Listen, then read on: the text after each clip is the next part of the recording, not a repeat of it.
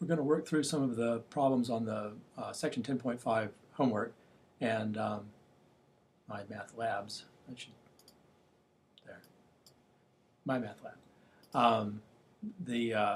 If you haven't worked through the two videos and the handout on basic derivative properties, that makes a lot more sense to do before working through this one.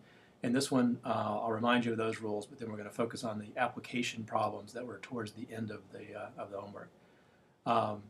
Here's an example of using the basic derivative rules, and you'll see the different notation for finding derivative. This d du is one thing. You'll see a prime to mean take a derivative. There's a lot of different ways of saying find the derivative. But here the idea is just the regular power rule. So we leave the 5 alone, and then we take the derivative of u to the 0.8 power. The 0.8, the exponent that's there, should come down front, and then I'll have u to another power, but the new power is 1 less than the previous. So I need to know what 0.8 minus 1 is, and that's negative 0.2. So the power here will be the negative 0.2 power. Then my minus sign just comes down, my 4 comes down, and now I have another power of u. So the power of u there is 1.7, so that will come out in front. And then u to the power that's 1 less than that, and I can subtract 1 from 1.7 without having to go to the side. It's not too bad. So the 0.7 power will be the new power. So, so that's the answer. Before you type it in the box, you might want to go ahead and just say, well, 5 times 0.8 is 4. That's a easy enough thing to do. And 4 times 1.7 is 6.8. So that's an easy enough thing to do. So you might find it easier to work with if you at least go ahead and multiply the numbers together before you type the answer in the box. Here's one that uses some of the ideas we talked about in on the exercise set. This one's sort of doubly complicated, so we need to do a couple of rewrites here. First of all, we don't like this radical symbol. You see this is a 4th root, and so that's exactly the same thing as saying the 1/4 power. But now this guy has a fraction in it, excuse me, a fraction in it, so we want to separate the numerator from the denominator. So if I do it the same way I was doing it on the other video, I would say, well, negative 7 over x to the 1/4 is the same as 7 times 1 over x to the 4th. And of course, 1 over x to the 4th is x to the negative 1/4. We have a power of x at the denominator. That's the same as having a negative power up top. So that's the question. That's not doing any calculus. That's just rewriting it so that we have a number times the power of x. And then once we have that, our derivative should just use our regular rules. We leave the negative 7 alone. The negative 1/4 power comes out in front, and I'll have x to a new power. The new power will be 1 less than the old power. 1 less than negative 1/4 is negative 5/4. So that'll be my answer, and again, it makes sense to simplify. 7/4, negative 7 times negative 1/4 is 7/4, x to the minus 5/4 power. Okay, so let's look at two of the application problems that are here. The first one is sort of a fake application problem. It's just trying to remind you of what all of these things actually mean. So we start by finding the derivative of this function, and this is nice because it's an easy one. So the 4 comes down, the power gets reduced by 1, so that's the derivative of x to the 4th. My 8 comes down, and I do the derivative of x cubed, which should be a 3x squared. And then the plus 6, the derivative of plus 6 is just 0 because there are no x's there. So my answer to the first question here is 4x cubed minus 24x squared. Go ahead and multiply the 8 times the 3. So that would be the answer to the A part. I'll just write the B part down here. The slope of the graph of f at x equals negative 3, well, that's just code for f prime of negative 3. That's what f prime of negative 3 means. It literally means the slope of the graph of f at x equals negative 3. And so to find f prime of negative 3, that's just a matter of putting negative 3 in for x in the formula for f prime. And this one's going to try our number skills, but you can certainly get a calculator out. That's 4 times negative 27. So that's negative 108 minus, and then we have 24 times 9, 24 times 9 is 216. So we have negative 108 minus 216, negative 324. So that's really steep. If you try to draw a line with slope negative 324, that means every time you go over 1, the y-coordinate would go down 324. That's pretty crazy. That's a very steep downward slope. The equation of the tangent line, well, we reviewed that back in our line review, but here was the way we wanted to do that. The equation of a line, we just write our generic slope, point slope form.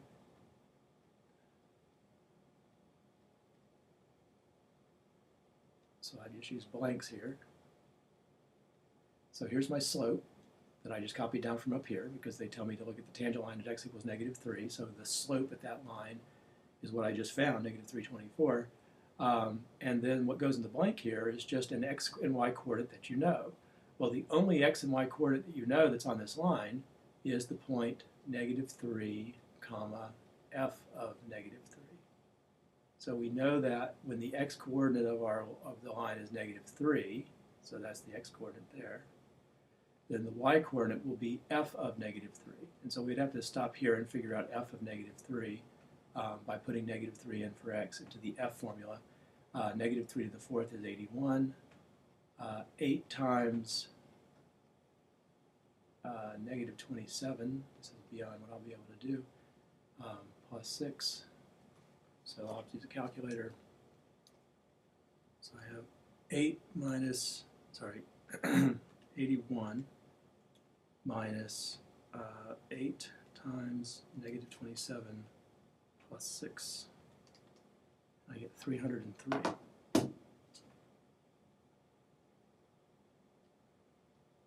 So that will be the equation of the line. Because you're going to have to type this into a box, you're probably going to have to solve this for x, so for y. So you'll have to say y is negative 324x. This is plus 3, so plus 3 times negative, I guess it is minus. Minus 3 times 324 is 972. And then this minus 303 will be added to both sides, so plus 303. So you have to figure out what that is. But you'll have to write it this way, because when you have to type this in the course compass, it'll be, the box will be like that, and you'll have to type all of this stuff in. The value of x where the tangent line is horizontal, part D, just scroll this down a little bit. Well, the tangent line slope is given by f prime. So what D is asking you to do is find the x where f prime of x equals 0. And f prime of x, remember, is 4x cubed minus 24x squared. So we're trying to solve that equation.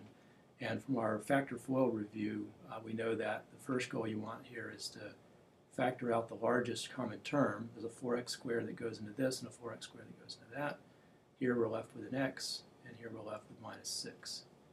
So the only way this product, these two things multiplied together, could be 0 is if either x is 0 or x is 6. So either one of those, if you looked at a graph of this function, at either of those values of x, the tangent line would have a slope of 0.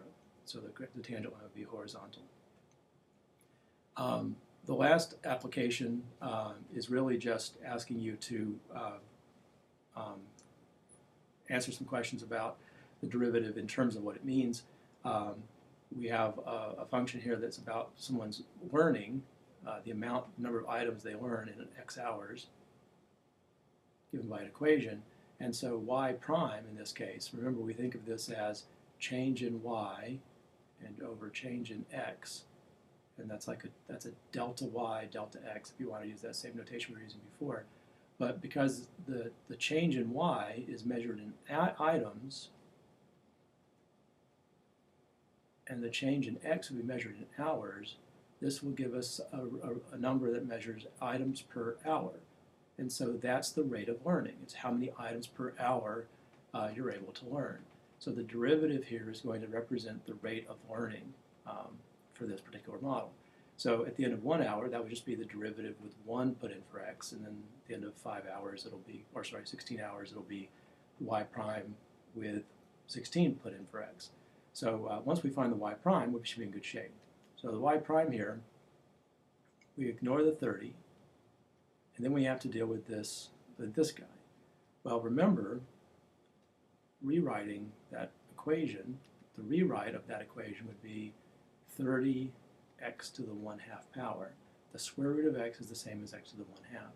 So when we find our power rule, our derivative with the power rule, we bring the power down, the 1/2 comes down, and then we subtract 1 from that power, which will be negative 1/2. 30 times 1/2 to be 15, and 15x to the minus 1/2 power then would be our derivative. So that's what we'll be plugging numbers into to interpret